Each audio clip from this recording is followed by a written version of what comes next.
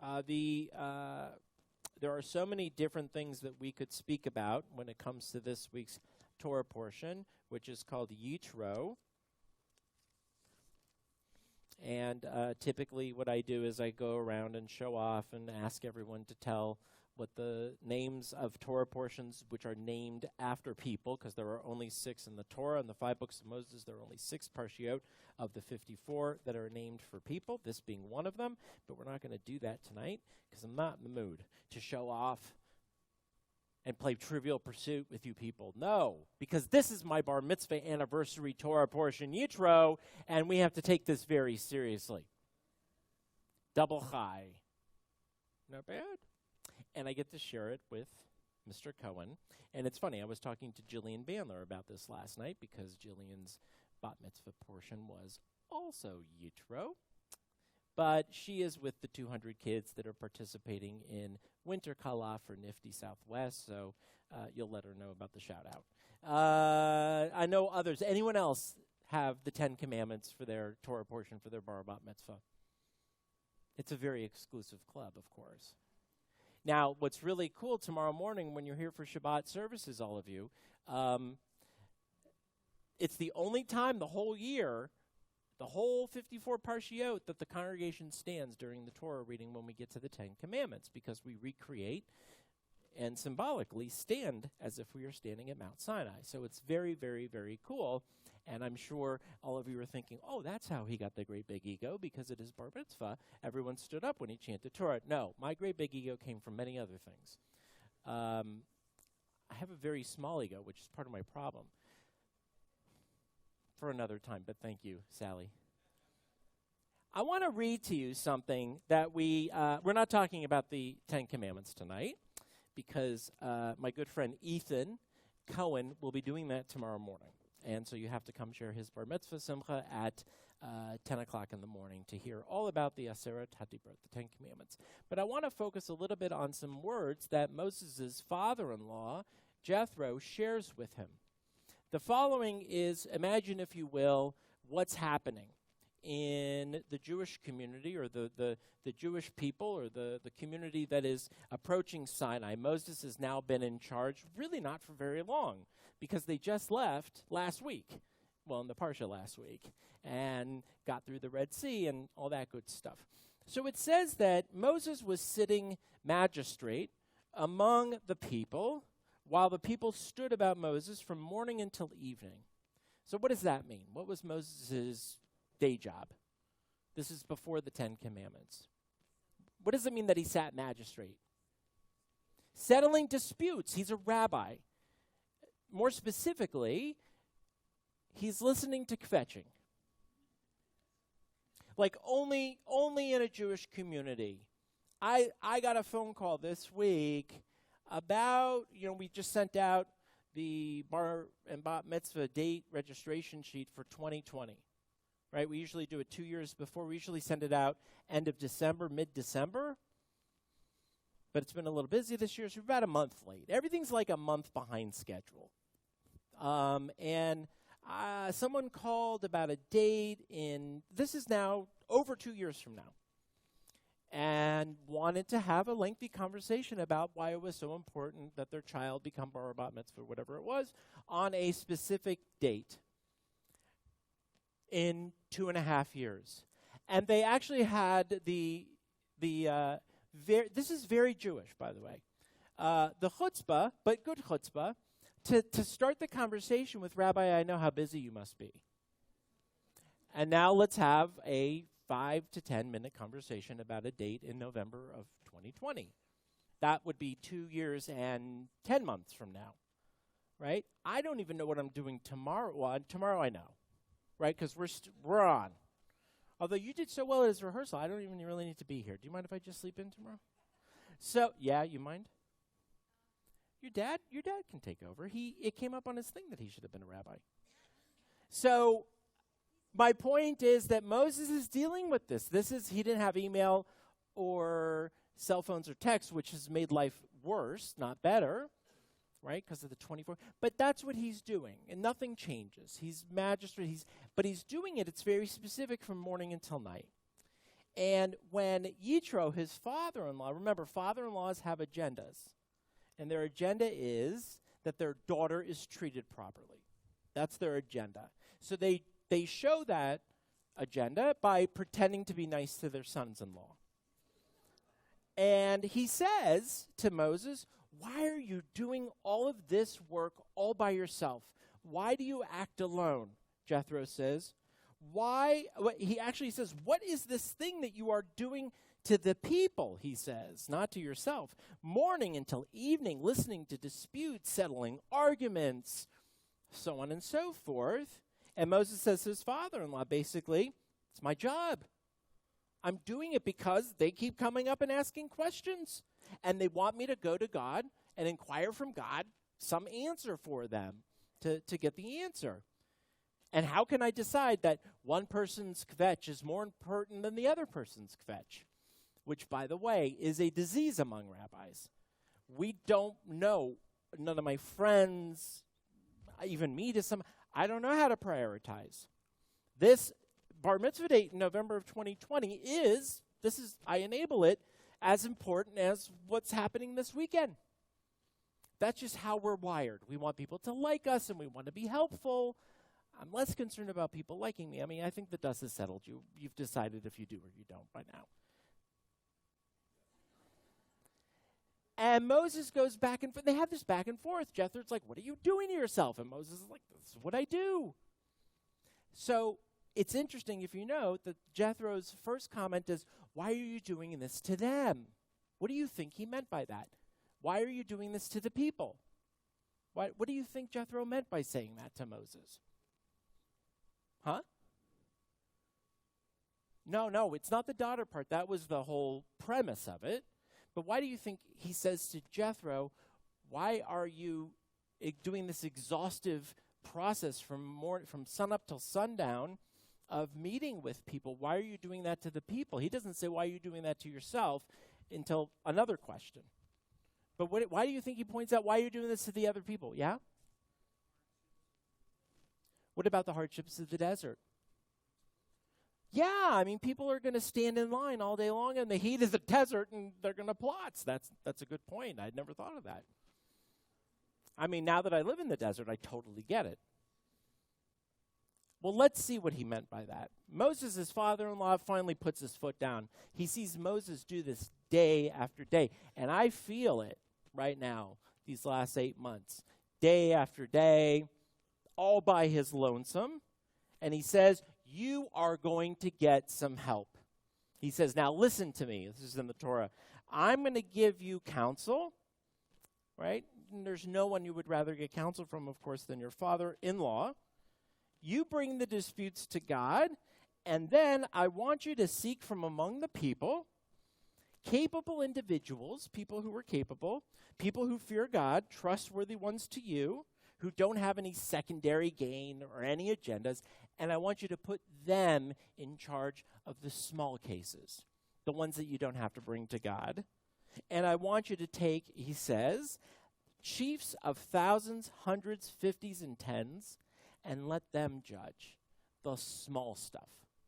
The stuff about, oh, that guy set up his tent too close to my tent, or that guy's tent peg went through my hand and I'm injured and I need, some sort of retribution for that, or any of the disputes that are sort of civil. Let the tens and the thousands and the hundreds build a court system, right? So you don't have to do it by yourself.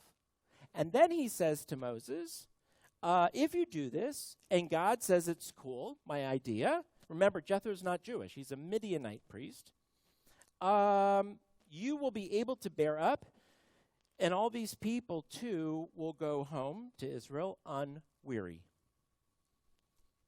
What do you think he's saying to Moses? And this impacts all of us, by the way, because I think all of us, this isn't about me, all of us, many of us, work way too hard, way too many hours, even if we love what we're doing. I see my kids come home from school totally trashed. And I remember coming home from school tired, but not as tired as they are. What do you think he's saying about, Moses, if you're exhausted, by the end of the day, you're of no use to the people, and it's showing. They look tired. They look weary. What do you think Jethro is ultimately teaching us about ourselves, about our schedules? And please don't say balance, because I think we have to accept the fact that in a world with devices, with email, and with text messages, there's no balance. That killed, balance went by about 10, 15 years ago. Okay? And I mean that seriously. Remember, in the 60s, they were saying, oh, this technology, it's going to be so great. You're going to have a 20-hour work week because of the technology. It's going to speed. No. The devices have killed quiet time unless you turn them off, which is kind of what Shabbat is for. I just started doing that myself. Have people gotten angry? Yeah. That I didn't respond to a phone call or a text? Absolutely. Right? But I learned from others who do this that it's quite nice. What were you going to say, Jeff? What? Learn to delegate. What did we learn about delegation from Yitro?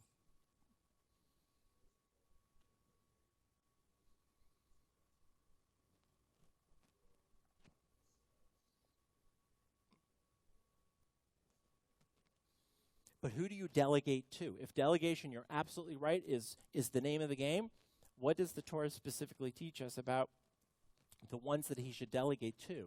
Remember, they have to be wise, and they can't have an agenda. There can be no secondary gain for them. In other words, they can't, it's like the lady justice with the scales and the blindfold. They can't have any vision of getting a secondary gain from the decisions that they make. So part of the problem with delegation, and I want us to think about this throughout Shabbat, is when we delegate, we have to delegate to people that we trust. People who are going to not necessarily make the same decision that we would have made, but will do that decision-making from a place of blind justice, blind to anything that they may get from it. And what else were you going to say? Was there something else? So delegation's very tricky, but important. What else did we learn from Jethro? That may apply to us even. You can build a lot of loyalty. Can you say just a tiny bit more about loyalty? Who's getting the loyalty in this scenario? Moses. The more people he appoints, the more loyal they'll be to him because they feel empowered, right? So that's good for the community also. Gail? No one can do it alone. What do you mean our system isn't set up that way?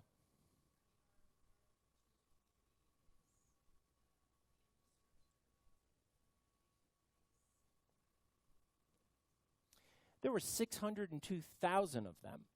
So what Jethro was saying exactly that, which was, you have no infrastructure. It's not built. You've got all these mitzvot that are about to come, right? The Ten Commandments are coming. The Torah is going to come.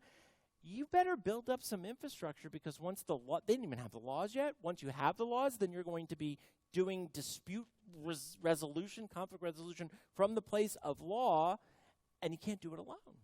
So we need different agencies, different parts of the community to handle the different needs of different Jews.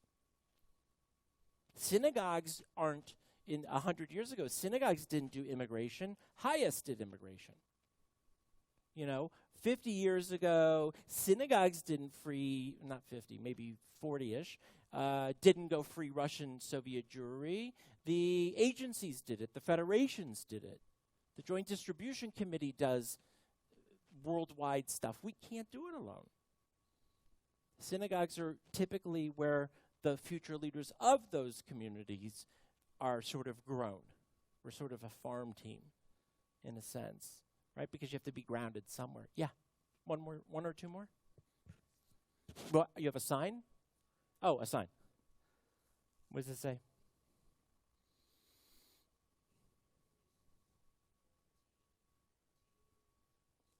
I'm just going to repeat that because that's good. There's a sign in your office that says you cannot build a business. You have to build a team, and the team will build the business. Very good. I want to tell you something as we sort of wrap this up. I said before, and I really mean this, we all work very, very hard, even too hard. We try to balance too many things. And we think we can do it all, and we can't. A lot of people who come up to me and say, how are you doing it all by yourself? I'm not. We do have an amazing team and an amazing board and amazing volunteers. I'm not doing it by myself. There are 100 people I can call and ask for help. Wise people who can give counsel, who don't have an agenda other than the success of the shul, and thereby my success and sanity. 100 people I could call in a second. We had 3-4 full committees hiring all of these staff people who are coming in just in the last few months. And I think back as we approach our 100th birthday to the generations who ran Congregation Beth Israel. And Gail's right, there has to be infrastructure. But this synagogue in particular has always been very nice to its rabbis, very respectful of the clergy, always very kind and inclusive of staff, of people whose job it is. But if you look at those old pictures down at Cutler Plotkin of the building and of the people who were here, it was always volunteers. When you're in congregations outside of New York City and outside of Chicago, outside of the big cities, they are organically grassroots. They come from the people up. The infrastructure comes from the community, and then you hire rabbis, cantors, executive directors accordingly, as opposed to in the big cities where it's about the history of the institution or it's about some other thing or it's about the rabbi. On this Shabbat, I want us to think about two very important things. Number one is, if we are burnt out in our lives, how can we delegate, find others? And if we can't, ask the hard question of why not? Because it has more to do with you than you know. It has to do with your ability and desire to trust others, to delegate to others who you know won't have a secondary agenda, and to understand on a very deep level that it may be your issue. That's what Jethro is saying to Moses. Moses, this is your issue. You've got a problem. That's why, punchline, he says, and the people know it. The people are going to burn out because of you, not the other way around. You're going to be of no use to them. So in our lives, let's think about the people around us and how we can engage them and delegate and give them opportunities to succeed and feel empowered in our places of work and in our households. And that, my friends, is how Moses gets through the desert for 40 years, by this very exceptional advice of his father-in-law to get some help. Shabbat Shalom.